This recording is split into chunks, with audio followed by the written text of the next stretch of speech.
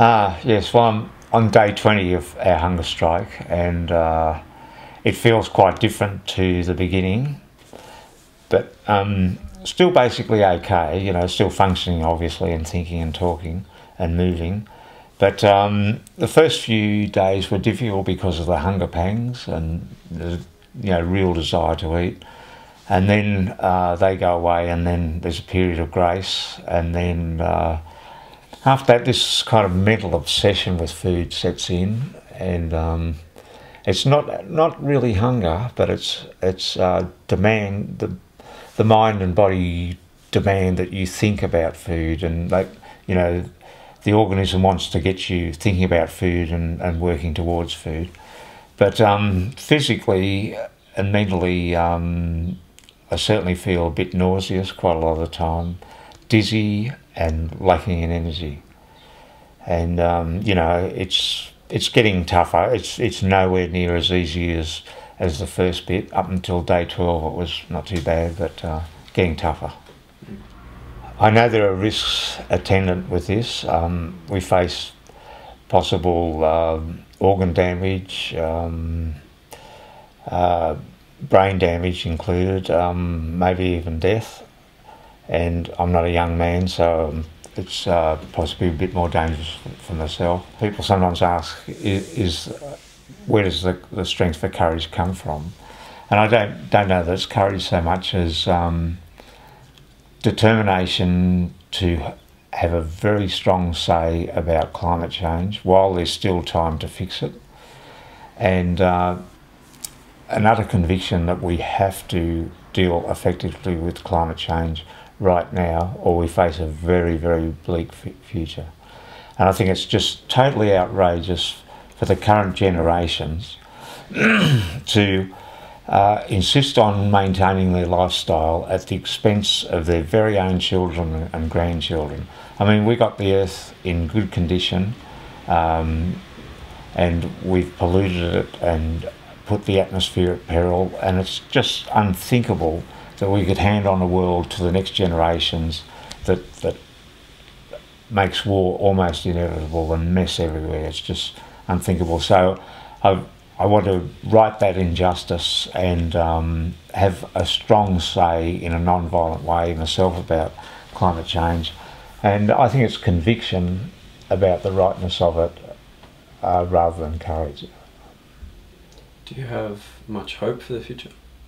There's every hope, and there's always hope. People should never give up hope. And I'm encouraged by what scientists have been saying for some time. They say the future, and this is actually quite literally true.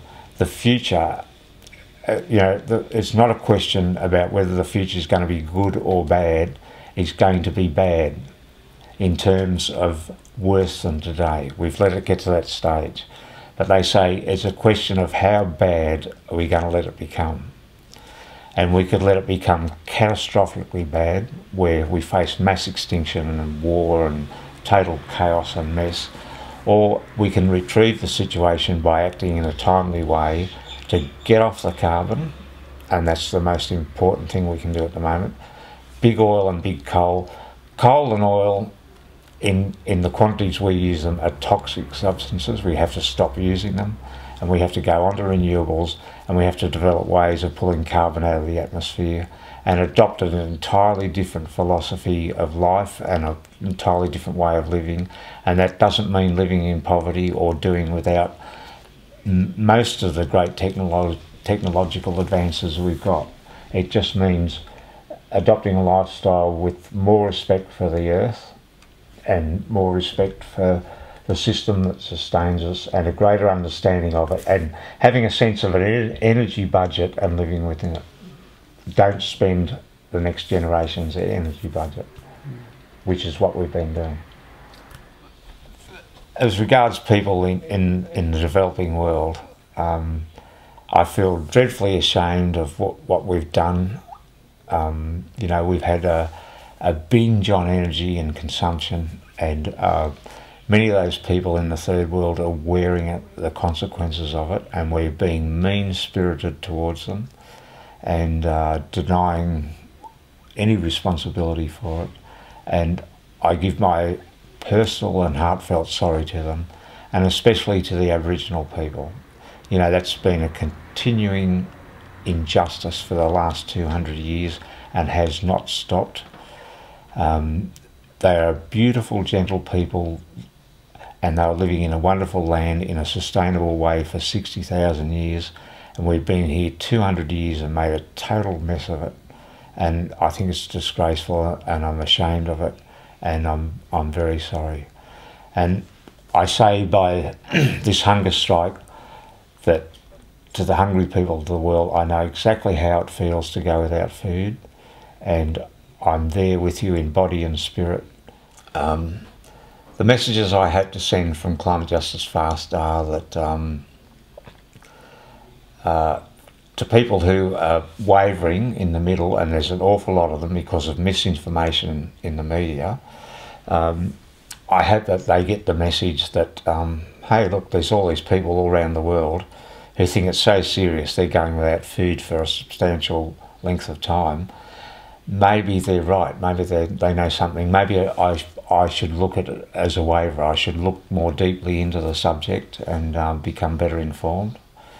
I have it says to activists that the old way of being an activist is not cutting it. You know, we have to ramp up activism to the highest level we possibly can and make the maximum commitment, because all of us in Climate Justice Fast are making a substantial commitment. And I just hope to inspire people that, you know, they can take action and make a difference.